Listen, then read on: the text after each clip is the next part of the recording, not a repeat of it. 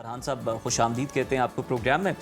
Sir सबसे पहले तो हमें ये बताएं कि मोटापा बड़ा मसला है और आप क्या समझते हैं कि वजूहात क्या हैं उसकी। कुछ हमने बयान किए हैं, कुछ आप बताइए कि टेक्निकल क्या रीजंस हैं कि लोग जो है वो बहुत ज़्यादा वेट गेन कर।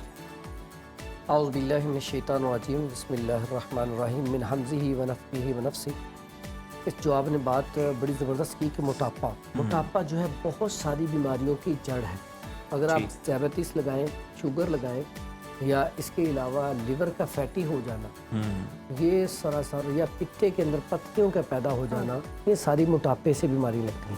फिर जोड़ों का कमज़ोर हो जाना और L4 L5 का इशू बन जाना, क्योंकि जैसे से मोटापा बढ़ता जाता है बीमारियां भी बढ़ती जाती हैं। ठीक है, मोटापा खुद एक बहुत बड़ी बीमारी है। सबसे बड़ा इसका काज क्या है? फिज़िकली एक्टिविटी बहुत कम है। लोग जब बैठ के आप ही हैं, कोई भी अगर ऑफिस में वर्क कर रहे हैं तो उसमें क्या करते हैं, इंसान कुछ ना कुछ खाता रहता है। और अगर आप बगैर भूख के खाएं, हम ना घड़ी को देख के खाना खाते हैं। हालांकि असूल तो ये जब तक आपको भूख ना लग जाए उस वक्त तक खाना ना खाएं। ठीक है, जब तक। और मैं समझता हूँ कि कम से कम जो लोग वर्किंग करते हैं, फिजिकली एक्टिविटी करते हैं, उन्हें 6 घंटे के बाद खाना खाना चाहिए, उससे पहले खाना नहीं खाना चाहिए।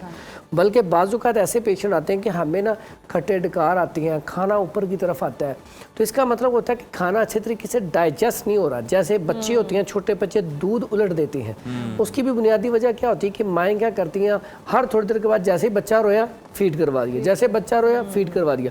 अब पहला उसका डाइजेस्ट नहीं हुआ होता, इसलिए फिर उसे वॉमिटिंग आती है। इसी तरह बड़ों का हाल है। लोग शिकायत करते हैं कि हमारा खाना यहीं पे खड़ा रहता है, लेकिन वो क्या करती हैं, वहाँ पे भूख लगने नहीं देते, कुछ ना कुछ खाते रहते हैं। तो अक्सर औकात मेरे पास जो पेशेंट आते हैं मोटापे के, वो कहते हैं कि साहब पूरे दिन में हम ना सिर्फ एक टाइम खाना खाते हैं, सुबह नाश्ता भी छोड़ा हुआ है, लेकिन वेट नहीं कम हो रहा। अब वो जो एक टाइम खाना खा रहे हैं वो भी गलत खाना खा रहे हैं। क्या हुआ? तली हुई चीजें खा रहे हैं, fast food, junk food, bakery items का इस्तेमाल, तली हुई अशिया का इस्तेमाल।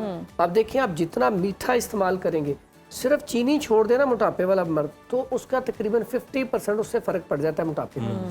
दूसरा, खाने में हम ऐसी चीज़ें इस्तेमाल करें जो सादा गज़ा हो, और ख़ास करके पानी जो है इसका इस्तेमाल ज़्यादा करें। तो ठीक है, तो कोई ऐसा नुस्खा नहीं है? बड़ा ज़बरदस्त मैं बताता हूँ। एक तो नाश्ता बताता हूँ। ठीक है, अगर आपका जिस्म फरबा हो गया तो सुबह 12 बजे तक अगर आप ये चीज़ें खाएंगे तो ये आपका फिटनेस लेवल भी ठीक रखेंगी, सही, और फायदा भी करेंगे, आपका वेट भी कम होगा। उसमें क्या करेंगे आप, सलाद जैसे खीरा है, बंद गोभी है, और इसके साथ फ्रूट में साथ डाल लें, आप आड़ू डाल लें, मैंगो डाल लें। इसी तरह आप इसमें उबले हुए चने वो आप डाल लें या लोबिया डाल लें। फिर उसके बाद चुकंदर का इस्तेमाल कर लें, सलाद पत्ते का इस्तेमाल कर लें। तो ऐसे फल, अगर एप्पल है, मौसमी फल और मौसमी जो सलाद बनती है, वो चीज़ें डाल के आप सुबह 12 बजे तक वो जितनी मर्जी खा लें। ठीक है, अच्छा, आपका वेट नहीं बढ़ेगा।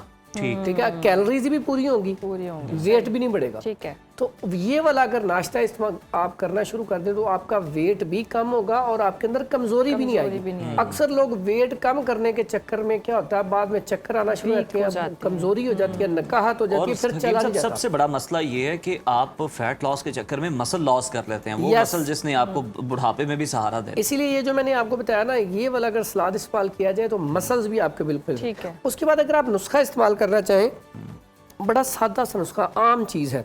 उसमें आप क्या करें, वेट लूज करने के लिए सौंफ और अजवाइन ये बराबर वजन लेके इसका पाउडर कर लें, इसमें काला नमक या लाल नमक डाल लें, बस 3 चीज़ होगी।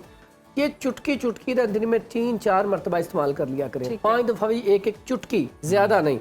इतना ज़बरदस्त है, ये डाइजेस्टिव सिस्टम को भी बेहतर करता है और मोटापे का बेहतरीन इलाज है, क्योंकि आपने हैवी डोज नहीं ली, इससे ही बेहतरीन आपका फ़र्क पड़ जाएगा। उसके बाद बड़ा एक कमाल का नुस्खा है, सादा सा। अच्छा, वो चूरन भी है, अगर आपको खाना हजम नहीं हो रहा तो खाना भी हजम होगा, और मज़ेदार इतना होता है कि हर बंदा बड़े शौक से, बच्चा बूढ़ा हर कोई शौक से इस्तेमाल कर लेता है। आपने अजवाइन लेने 1 पाव जी, उसको लेमन के रस में भिगो दें, अब खुशक हो जाएगी। उसके बाद फिर लेमन का रस और डाल दें। ठीक है, 3 दफ़ा लेमन का रस डाल के उसे खुशक कर लें। उसके बाद 1 पाव में कुछ 100 ग्राम या 50 ग्राम आप काला नमक, जितना आप हस्बे जायका डालना चाहते हैं, डाल के उसे पाउडर करके रख लें। सिर्फ चुटकी आपने खानी है, 1 से 2 चुटकी। यकीन करें, खाया पिया हजम। ऐसे लोग जिनको भूख नहीं लगती, या ऐसे अफराद, और कैसी बात है, भूख भी लगाएगा लेकिन वेट नहीं बढ़ेगा, क्योंकि उसके अंदर क्या है, सही। लेमन।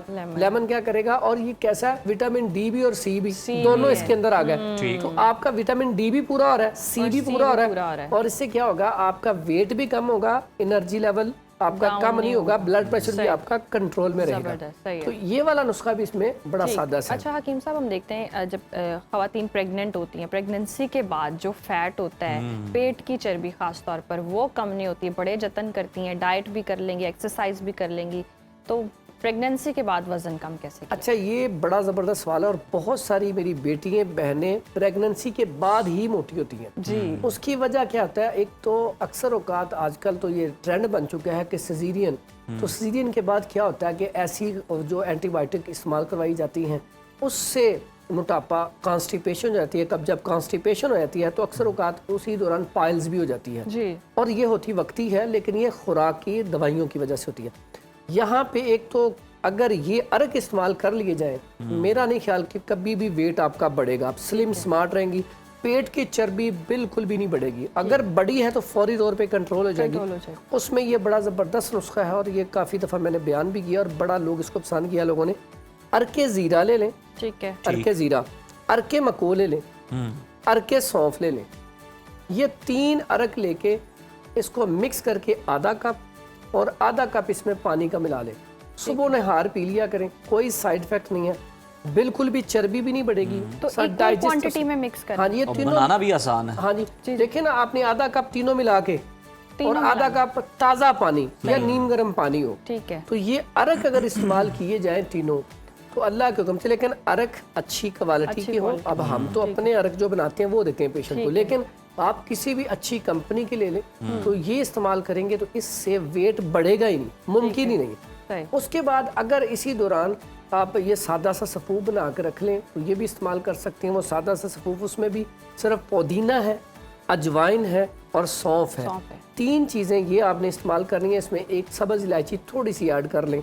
ये इतना ज़बरदस्त नुस्खा है, इससे यूरिक एसिड अगर बढ़ा हो नॉर्मल हो जाता है, कोलेस्ट्रॉल बढ़ा हो नॉर्मल हो जाता है, फैट को फौरी तौर पे कम करता है, डाइजेस्टिव सिस्टम को बेहतर करता है, स्टूल ठीक लाता है। तो ये अगर नुस्खा इस्तेमाल किया जाए तो बेहतरीन है। अच्छा हकीम साहब, हमें ये भी बताएं कि किस एज के बाद मेटाबॉलिज्म जो है वो स्लो हो जाता है और इसकी वजह क्या होती है और इसको फास्ट किस तरह से दोबारा किया जा सकता है? अच्छा, इसमें बस हमेशा याद रखें, अब वैसे तो इसकी 40 ईयर से बाद, 40 यानी कि 40 साल से जब उम्र बढ़ जाती है तो फिर मिजाज के अंदर सर्दी और खुश्की सर्दी ये मिजाज में बढ़ जाती है, कॉन्स्टिपेशन रहना शुरू हो जाती है, क्योंकि इंसान आहिस्ता आहिस्ता बुढ़ापे की तरफ जाता है तो ड्राइनेस पड़ती है। जब ड्राइनेस पड़ती है तो उससे भी तबीयत, भूख लगना बंद हो जाती है। लेकिन आजकल चूंकि आम यंग लड़के भी बड़े परेशान है चलने फिरने से। अब जैसे बात की शुरू में की थी कि बैठे रहना, इसका नुकसान क्या है, जो लोग अक्सर बैठे रहते हैं, फिजिकल एक्टिविटी नहीं है, उनके जोड़ दर्द, पट्टों में खिंचाव, क्योंकि कैलोरीज यूज नहीं होती, आप वॉक नहीं करते, एक्सरसाइज नहीं करते, तो मसल्स स्टिफनेस बहुत आ जाती है, आपके जोड़, हर चीज, क्योंकि खून की सप्लाई तेज होगी तो आप फिट होंगे, अदरवाइज नहीं। तो डाइजेस्टिव सिस्टम का ताल्लुक भी इसके साथ है। मैं समझता हूँ ऐसे अफराद खुश नसीब हैं जो आजकल या तो सुबह वॉक कर रहे हैं या कोई जिम कर रहे हैं, क्योंकि इससे जब वो एक्स्ट्रा काम करेंगे तो सांस की नालियां भी खोलेंगी, उन्हें नज़ला जुकाम जल्दी नहीं होगा, साइनस का इशू नहीं होगा, साइनोसाइटिस नहीं होगा, और उनका डाइजेस्टिव सिस्टम खराब नहीं होगा कभी भी। जो लोग एक तो वॉक नहीं करते, एक्सरसाइज नहीं करते, फिर खाना खाया वहीं पे लेट गए, तो ऐसे लोग सांस तो ले रहे होती हैं लेकिन वो फिट नहीं लोगों में सुस्ती भी तो होती है ना। लेकिन सुस्ती की बुनियादी वजह, इसलिए तो कहा गया है कि रात का खाना, प्यारे नबी सल्लल्लाहु अलैहि वसल्लम ने फरमाया कि रात का खाना खाने के बाद आप थोड़ा सा जरूर चलो, और खाना खाने के बाद एक आदत बना लें, हर खाने के बाद ज्यादा नहीं तो 5 मिनट जरूर वॉक करें, और खाना खाने के बाद पानी का इस्तेमाल ना करें, ये भी डाइजेस्टिव सिस्टम को खराब करता है। अगर आप इजाजत दे तो मैं अपना भी नुस्खा शेयर कर दूं, तजर्बा शेयर कर दूं।